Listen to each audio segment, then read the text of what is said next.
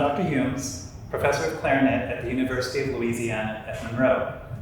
Today I'm going to go through the two etudes in set 3 for the Louisiana All-State. The first etude is from the Selected Studies for Clarinet by Jaime Voxman, page 16, the Adagio in G minor by Fairling Rose. One of the concerns that you might have with this is the slow tempo.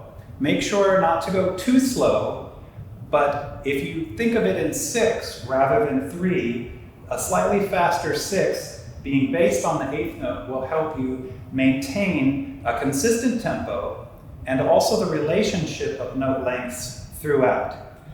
Don't let the fast note values scare you and throw you off, because even in a slow etude, they're going to be slower themselves.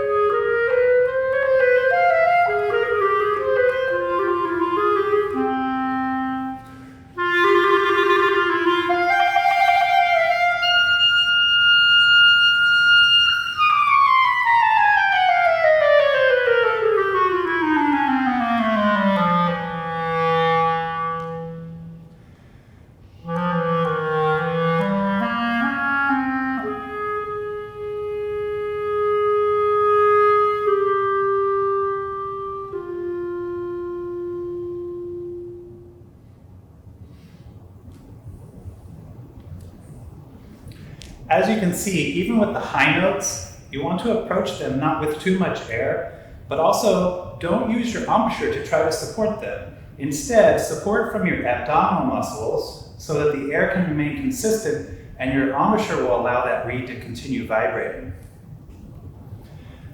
The faster etude also comes from the Selected Studies for Clarinet by Jaime Waxman.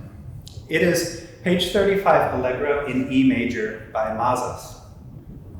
We also, in this one, want to make sure not to go too fast, but yet still keep the flow, with accuracy being our #1 priority.